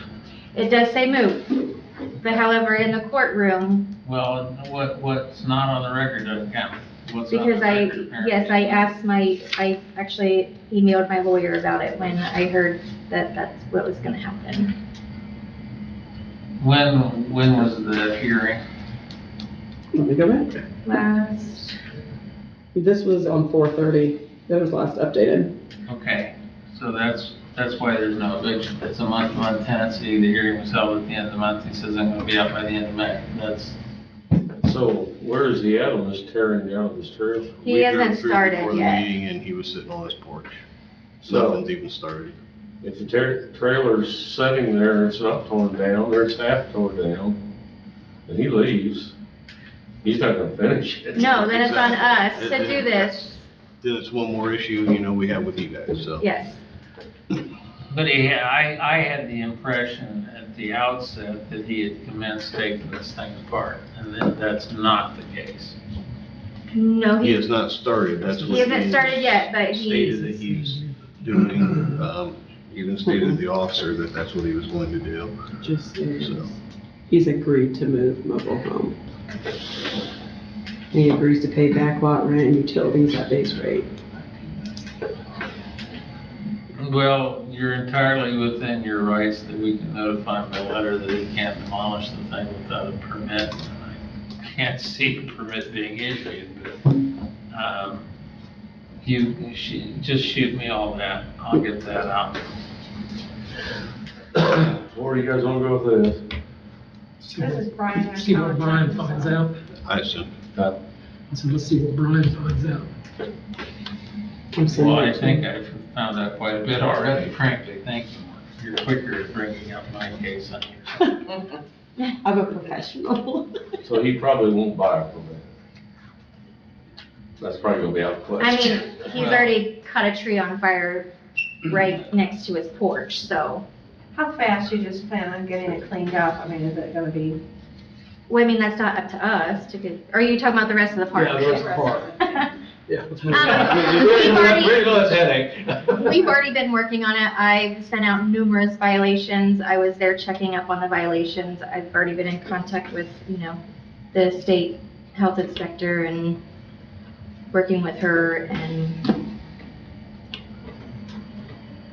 I mean, it's not like we What can evict violations people. are you getting We anyway? can't evict people, Well, so. see, that's the bad part, we don't Yes. have the court system having our back on anything, so, okay, we can give them eviction notice, we're gonna go to court, and the judge isn't going to, so our hands are kinda tied Well, on what obviously, we the can do. eviction is because it's month to month, Correct. so. I But- mean. What does your every- lawyer say? I'm just gonna be honest right now, our lawyer, I swear he got his degree out of a Cracker Jack box. He's a moron. He stood there and stuttered on the stand, and basically Jennifer was the one talking, because he's a moron. If we're gonna be honest. Is this guy moving out of town? I don't know where he's going to. I don't know, we've never had a decent conversation with him, nobody ever has, that I know of. These are all his problems.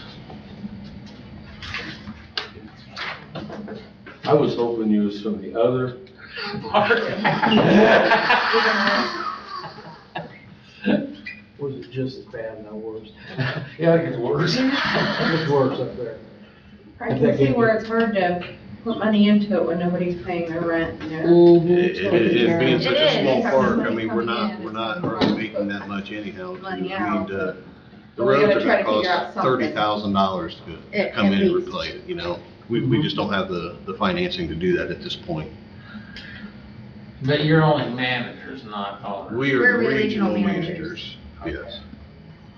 Well, if they're. We actually live in Ohio, I mean- we, Oh. yeah. I mean, with month-to-month leases, you can give notice that you're terminating the lease, or they must enter into a one-year lease. And then you wouldn't have the problem that you confronted in this situation. I mean, because if you've got a month-to-month tenancy, to avoid eviction, all you have to do is show up and say, I'll be out by the end of next month. Well, they are, they aren't. I mean, there's nobody here to even overlook it, that's where a lot of the issues And your arise. manager's 40 minutes away, Yeah, they're here a couple times a week. and what is their authority? Well, It they, sounds like it's less than yours. right, but They I can get mean, violations. but like I said, I mean, the maximum that we can do to enforce it is to evict them. And if we can't get the court system to cooperate and evict them,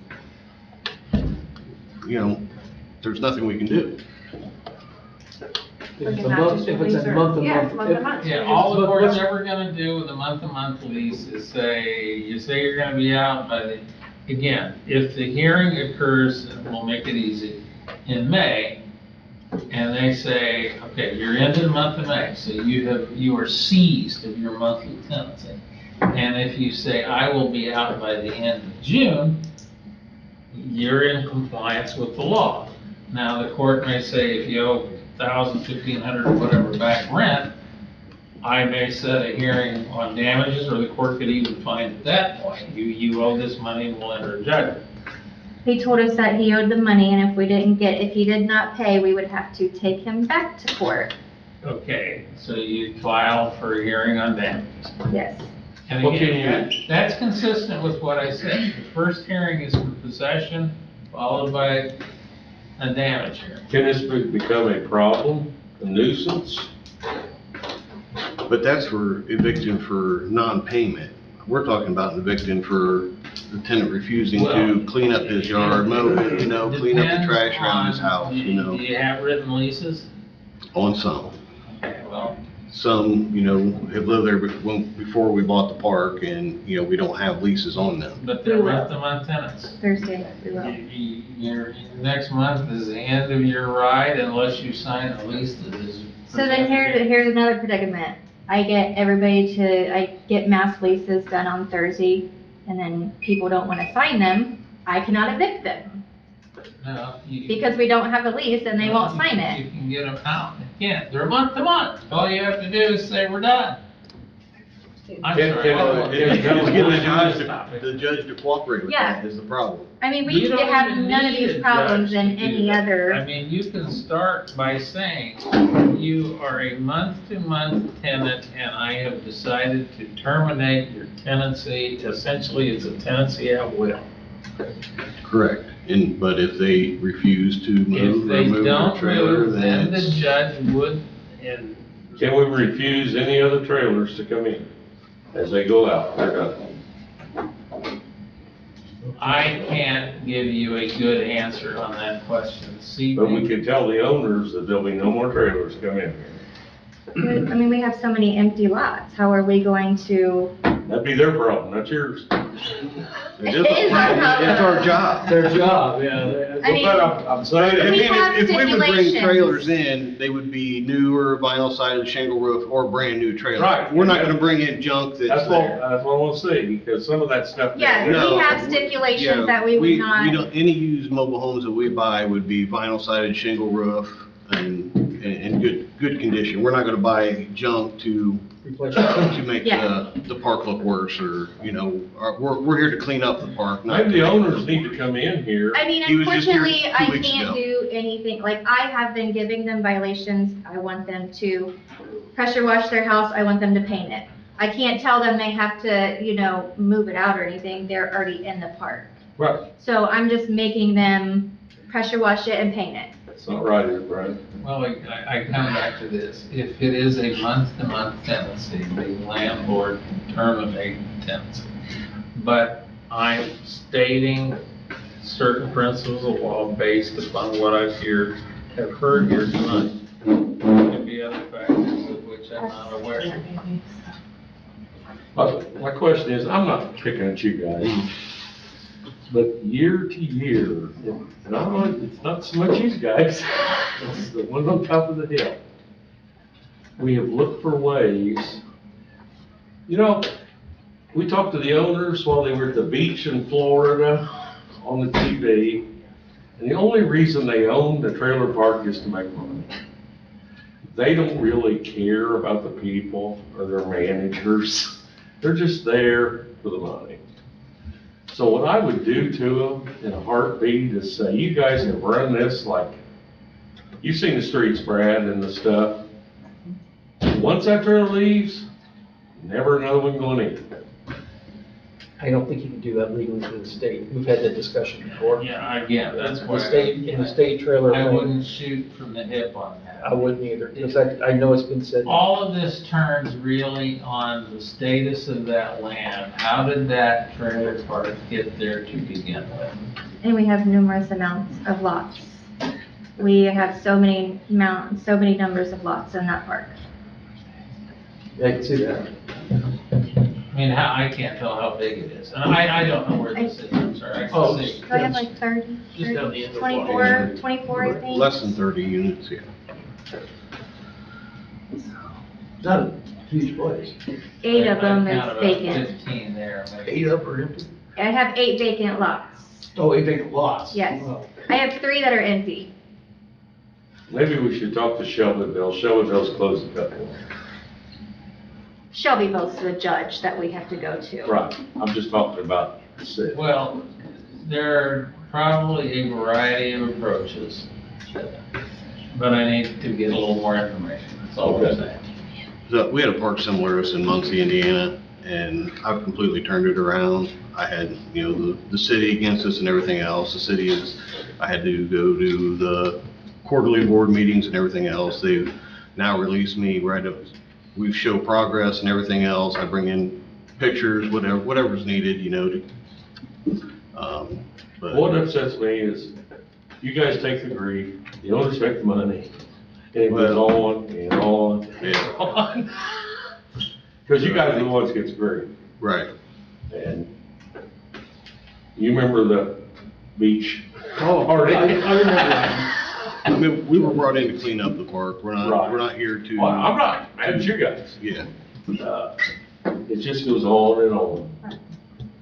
So, okay, we've been beating this dog to death here this evening. What are we wanting as a council here? We want to see some improvement. We wish you the best on getting this managed, obviously. And there's not much else we can do that I'm aware of, other than this guy having to have a permit to take the thing down. But first, he's got to show that he's not taking it down, worry about it. But if he does, we can do a cease. So what do I do when I Cease and see him start tearing it down? Do You we would contact you guys? Contact us and we can get Jesse out there to put a stop work order, or at least have him get a permit. Is this bad enough? You really need to start down to it? I don't know I've what never the seen inside looks like. I'm sure. It is. I'm sure it's probably trash because he's the type that just punch walls, I'm sure. 'Cause- Yeah. But I don't know. Okay. Regardless, it's gonna be trash when he moves out, whether he tears it down or not. He's going to trash the place. So, So do we want to have the manager come in here and check with us on a monthly basis on how progress is going? Would that be fair enough? Fine. Okay. Can you guys do that? That's fair enough. Have your manager Yep, fair check enough. with us, be in communication with y'all. Yep. If we just got communication, we work real well with people. I tell you that right now. We've got case after case. If the owners or the representatives are talking to us and we see some things going on, boy, no. Yeah. There is Yeah, like I one said, that I we just- absolutely cannot do anything with right now. And it's the worst one in the park. But I have to wait for they're supposed to be out, but it's a tenant-owned home. So we can't do anything for 60 days. Then. We can't do anything personally until we Then try to wait get another 60 days after that, keep us posted on what's going down. You just let us know. Yeah. That's fair enough. Again, communication is the key to And success. we on never, anything. like I said, we never knew If until you'd like he to told see us. the emails that as far day. as the utilities from You know I didn't know state anything board. about that. My own worry. Pardon? That was my only worry, they were just calling me. And Yeah, I'm like, yeah. That's on me. Yeah, we Yeah, have I can show you, paperwork. like I And I said, did we've say been, that I would check for a leak. yeah. That's my only. And she has the manager's number. No, that's not this one. That's the other part. Okay, We need this one then. but you need to manage your stuff. The water bills, if there's only one meter, we can only let it go so long, and you'll shut the whole thing down. Yeah, they pay it. Okay. No, we have Yeah. They have sub pay it. meters. We pay it and then we give it to the tenants It's not to, paying them. yeah. Yeah, the Right, tenants okay. were calling me Well, saying, that's- why is my water bill so high? I'm like, I don't bill you. Yeah, that's all you, that's. I that's all don't you. know. That's all you. All right. She needs to have the contact people, the manager's number, all that. So I'll go out in the truck and bring in one of my cards, and I'll put my personal cell phone number on there also. That'd be great. I have, you can scan my, Oh, yeah, do that too. the dot card, it's like the dot card. Yeah, you just have your card on It's easier than carrying business cards around. it. Thank you, guys. Thanks. Kathy? Yes. Okay. I'm the regional manager. I will get in contact with Jennifer and have her bring her information up, our community manager. That's one of the questions. Do your managers come and go every 3 months? We bring them that, you know? Jennifer's been, we just took on these parks. We had another regional manager and she's left. So we get stuck with it. But we're trying, we are trying. I Okay. personally came and done violations myself. So, Thank you for coming Well, out. thank you. Thanks for talking All to right, us. thank you. thank you. Appreciate it. Okay. Nothing under new business. Old business, we gotta finish that resolution 24-1 hazard mitigation. Yeah, that's just, I think, more of a pass through. Yeah, Yeah. this is the plan, we now know what it is. I got a motion to pass. I think we were waiting to get this so we could read it over to see what it is.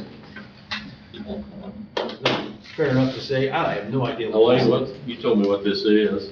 We pass it every year or We something? did it about 7 years. I'm like, Linda's about to say something. Yeah, We passed it, the county, the city. It's just an emergency. It's just an emergency plan In that, case tornado goes through or? yes. And all it is to follow the guidelines that FEMA sets them up with, so, I'm gonna say Donnie probably presented it, told you what it was, and you guys probably signed it, but since I had no idea what it was, yeah. that's it's- probably just I what we've will always done. guarantee you, no one reads it. Your firstborn will not be taken. I will offer my considered legal opinion. I've looked at this enough to know that passage of the resolution is harmless. Yes. I mean, it is a. Make a motion to check the pass the box. resolution. Second, all in favor? Aye. Now, Brian, the only people who have read it are the attorneys.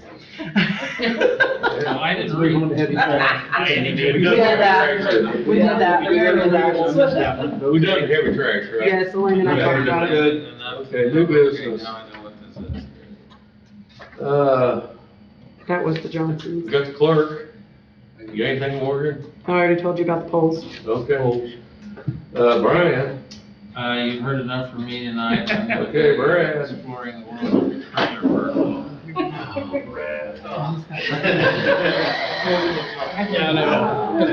Congratulations. Congratulations, Brad. Thank you, appreciate it.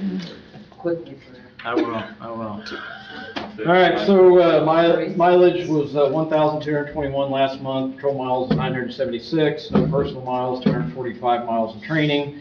Had the rotors replaced on the 2021 Tahoe. They were under warranty. They were just replaced in July. So they were under warranty. They just got replaced yesterday. The reason I asked to go to a different dealership because Rushville could never find the issue. I went to Stanley's in McCordsville today, pulled into the service bay, described what I had, and he goes, I know exactly what you have. Pulled in, and I was out of there in an hour and a half with a new front bearing in the truck. So they knew exactly what the problem was and took care of it. Let's see here, went to 8-hour range day on 4/30. Total calls in April were 55. I took 46 of those. The county had 48 calls up here, wrote 26 citations last month. Let's see here, the Radar signs are working fairly well. We're still waiting on the new ones to come. They're supposed to be here sometime this month. But just here's our total vehicle count. This is for the northbound one. And then these are our average speeds and the time of day that we're seeing our high traffic. This is the number of cars in 15 minutes throughout the month. So we have quite a bit of traffic on Washington Got the Street. same guy blowing through there pretty quick. And then this is all our max speeds that we have in there. We do have 1, 3, 4, 6 60s. And we've got a 65, which these could be emergency vehicles. No, don't know 100%. But these are our averages, is between 21 and 30. Through there is our averages. And just like we all know, the lunchtime for the Cypress Run and the nursing home, this is when we have all our higher speeds. So on those. And then southbound is pretty much the same. It all coordinates pretty much close to the same. 10 number of vehicles, vehicle counts. So as we'll have the new ones hopefully coming here soon. We had a complaint on the local community page that we were not enforcing the Washington Street speed limits.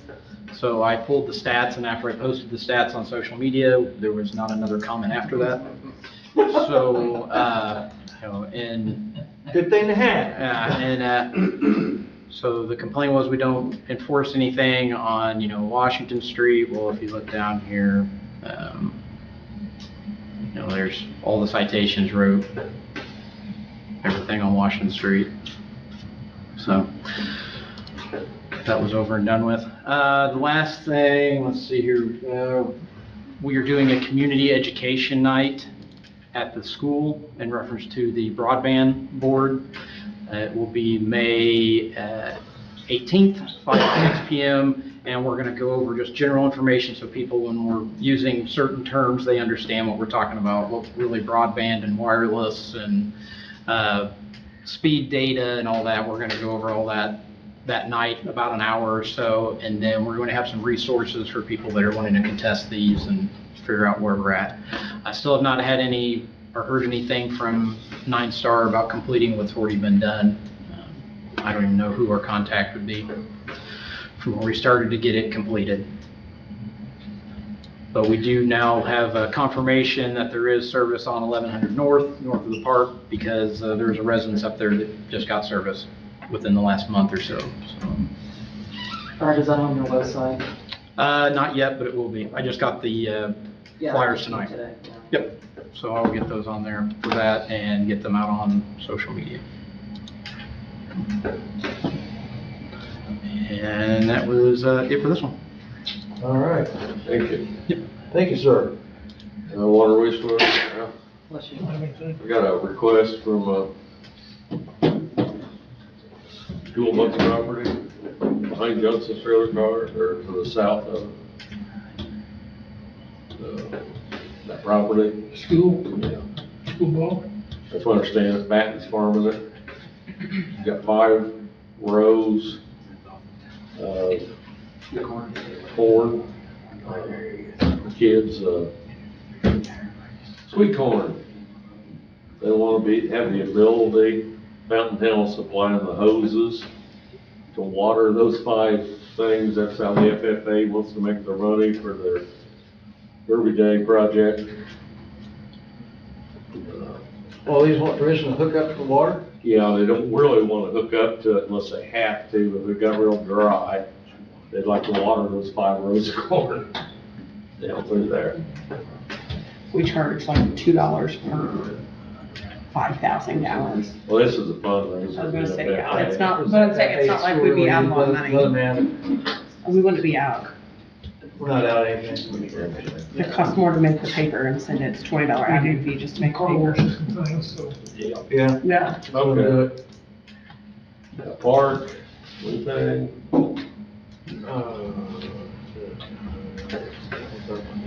Do we know when they're paving yet? There you go. No, I don't know. I imagine it'll be pretty soon.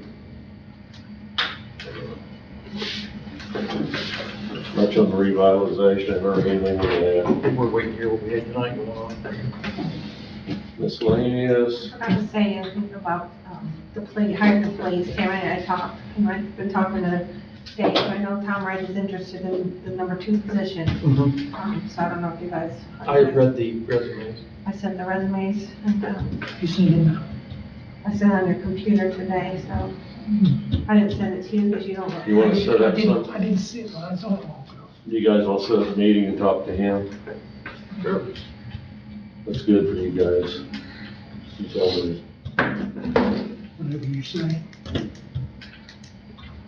Well, he's hunting a date. Tammy already left, but they got almost all the windows and doors in at the training building. Do they? Yes, looks nice. That's good. Isn't it? You're gonna just have to let me know a date and I'll let you know if I can make it. Okay. I have a question for Brad. I'm good to bring them on. Tom was looking into, I don't know what he needs, this, where they pay for a police officer for 3 years. The state fund. I want to continue that, so looking into that. It's a grant deal. I should have talked to these guys today, but we can't do anything. Till we get all the. Grant wise, so we gotta But start. this is with the federal, Yes. Oh, a little different. County. Totally different. Yeah. It's something we have to be careful of because that's what Terry Drake was hired under. He did all right. No, I meant when the money ran out and. Yeah, but we're still gonna have to have an officer. We have to have a police officer on part-time. We're still gonna have to, so.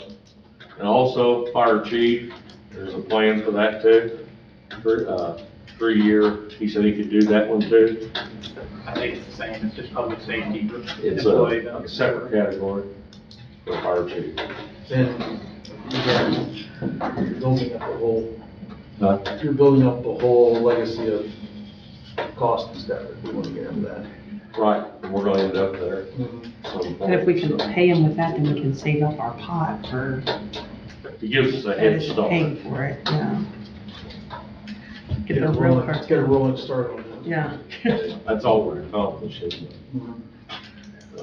But he may need some information to continue all that stuff, so. Okay, We've got a planning meeting 2 weeks from now. does it We do can it? do it Yeah. before that, or just go for the date, or? You guys tell me when you want to do the interview, and I'll ask you about it. Maybe it's doing it available. Yeah, just flash it. Yeah, that'll work. I mean, it's just got 48 hours. Is that correct, Porter? For an interview? For an interview? It'd be an executive session if we're all sitting in here one. Yes, Yeah. indeed, Yeah. and you have to give notice, that's correct, 48 hours. And you have to post the notice. I could build in your hand. And you have the form, check the box. If there is one night, Yeah, with that. if there is one night that works best for everybody here, the one night is there a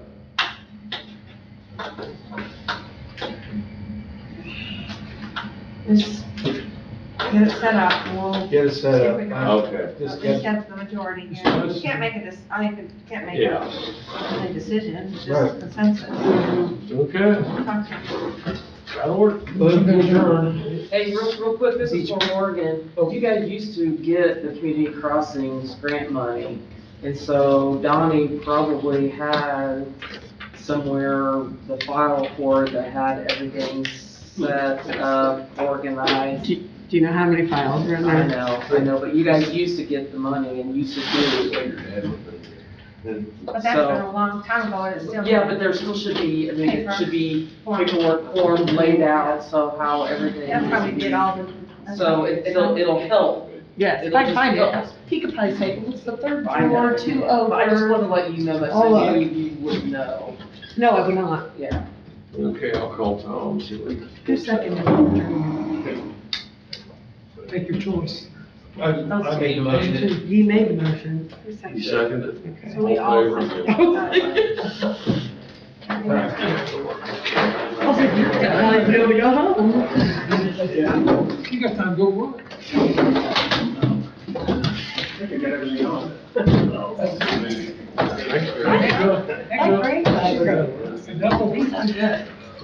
They got $20 million from restaurant grants. Yeah, that's pretty impressive. That, I mean, they knew what they were talking about. They don't mess around. No.